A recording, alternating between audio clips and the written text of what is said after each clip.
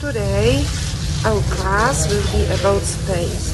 In last lessons we were talking about lines, that the artist is not concentrated on the object itself, he is concentrated on the lines. And today we will find another secret of artists, that they are also attracted by the space.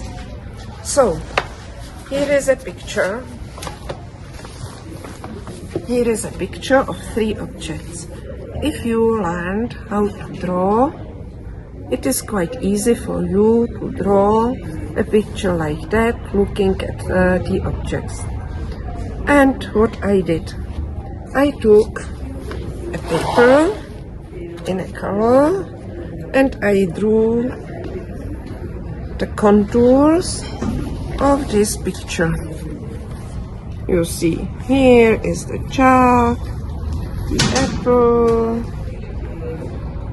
the mark, and let's continue and like that. So this is just to show. And after that I took scissors and I cut the objects along the contours very carefully.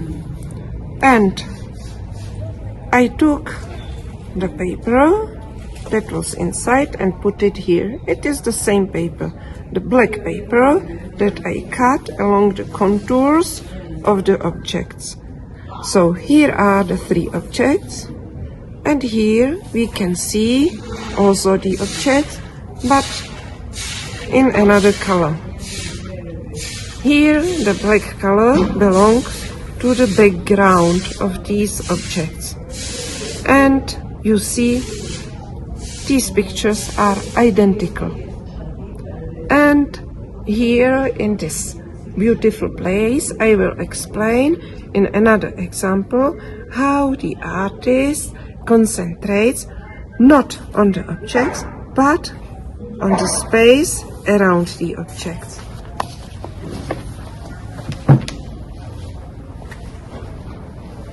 So here are beautiful motifs on the columns made of white volcanic stone. Usually people concentrate on the objects here, but when the artist wants to draw this motif, usually he doesn't concentrate on the motif itself. Well, sometimes he does, but sometimes it is easier to concentrate on the space behind the object. So here he can draw this space using the attraction of lines, of course. Then he can go here and draw these small spaces behind the stone. After he finishes with the spaces behind, it is easier to complete the inside of the motifs. Today we are going to concentrate only on the space behind the objects, not on the lines. And this is the time to invite Sandra to our table. Sandra, can you join me? Yes. So welcome to the lesson about drawing the space behind objects. And because you enjoyed the dinosaur last time, here is another dinosaur for you. But this time, promise, please, don't try to draw a dinosaur. Try to do what I tell you, yeah? So, today we are concentrating on the space behind the objects. So if you look here, you will concentrate not on the legs of the dinosaur, but on this special space which is behind. Does it remind anything to you? Yes. What is it? Ghost.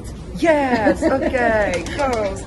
Maybe on a cemetery and Yes. there are some graves, yes.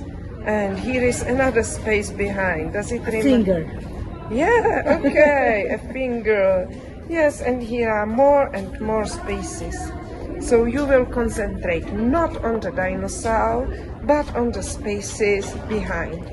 You also don't have to concentrate on this part around, but promise, don't do the square first. First, if you like this ghost, draw only the ghost. Very slowly, very carefully, using your knowledge about how to draw lines, as the artists do. Okay? Okay.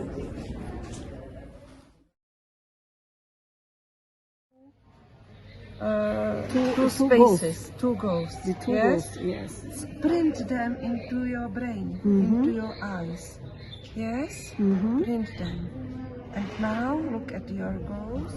Concentrate on the white space. Print this into your brain Yes. and make a copy here. Okay.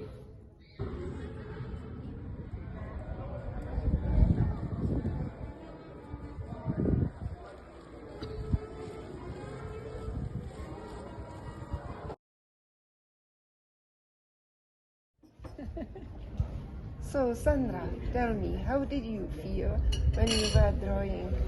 I think this exercise is amazing because we can see how is the way that our left and right brain they come and go. Sometimes for me it's difficult to see only the white space. This is in my life.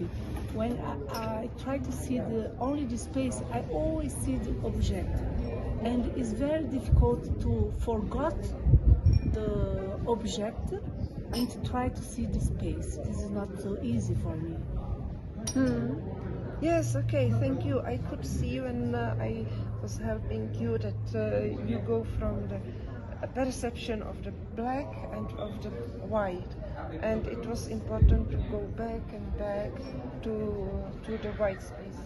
And here in the book I've got some examples of exercises. You can see, if we look at the black parts of the picture, you can see a statue. Here is Poseidon with his weapon, and here is a woman. But if you want to use the new skill, don't concentrate on the statue, but on the background. Let's have a look. Here are some examples of students' work, and not yet. Here is a very difficult exercise. You see, it is a chair, but it is necessary to concentrate on the white spaces behind. And the student used this model and concentrated on the white spaces. And because it is so difficult, we decided to color the spaces with the pencil, and it became more clear where to finish each space. And you can also use some pictures from the internet, like here. And again, don't concentrate on the leaves, on that bulb, and try to concentrate only on the spaces behind.